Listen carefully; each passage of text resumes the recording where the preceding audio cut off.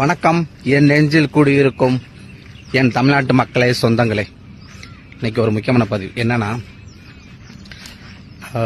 நேற்று இன்ஸ்டாகிராமில் ஃபேஸ்புக்கில் ஒரு வந்த மண்டமாக உள்ளது. என்ன அப்படின்னா, அண்ணாமலை அண்ணா அவர்கள் பிஜேபியிலிருந்து விலகி புது கட்சி ஆரம்பிக்க போறதாகவும், அதுவும் சூப்பர் ஸ்டார் ரஜினியோட இணைஞ்சி 2 பேரும் கூட்டணி போட்டு ஒரு கட்சி ஆரம்பிக்க போறதாகவும் நியூஸ்கள் வந்தன.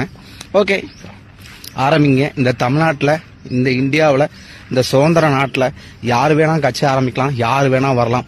எப்படி எங்க அண்ணன் விஜயவை வரக்கூடாதுன்னு சொன்னாங்க, அந்த மாதிரி அவருடைய ரசிகர் நாங்க உங்களை சொல்ல மாட்டோம் வரக்கூடாதுன்னு. வாங்க.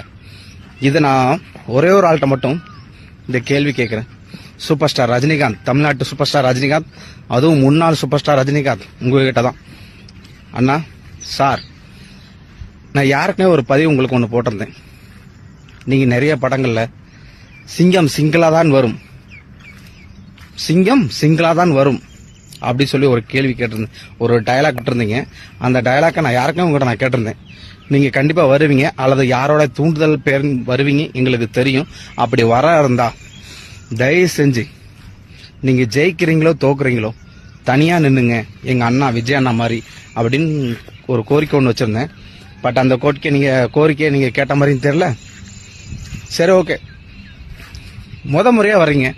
அது எந்த அளவுக்கு நம்மளுடைய செல்வாக்கு என்ன, நம்மளுடைய கெப்பாசிட்டி என்ன அப்படின்னு தெரியணும். அப்படின்னா எங்க அண்ணன் விஜய் அண்ணா மாதிரி, தமிழ்நாட்டு முதலமைச்சர் மாதிரி நீங்க தனியா நிக்கணும்.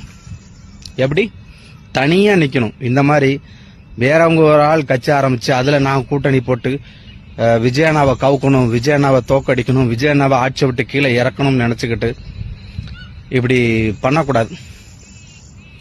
என்னங்க, எனக்கு ஒன்றும் புரியல. எங்க விஜய் அண்ணா, எங்க இளைய தளபதி, எங்க தமிழ்நாட்டு முதலமைச்சர் 5 வருஷம் ஆட்சி ஆண்டு, அந்த ஆட்சி உங்களுக்கு பிடிக்காம போச்சா? சொல்லுங்க. இப்ப இதுக்கு முன்னாடி ஒரு 5 வருஷம் ஆட்சி ஆண்டு இருக்கும்போது வேடிக்கை தானே பாத்துக்கிறீங்க. வாய் கூட ஒரு ட்விட் கூட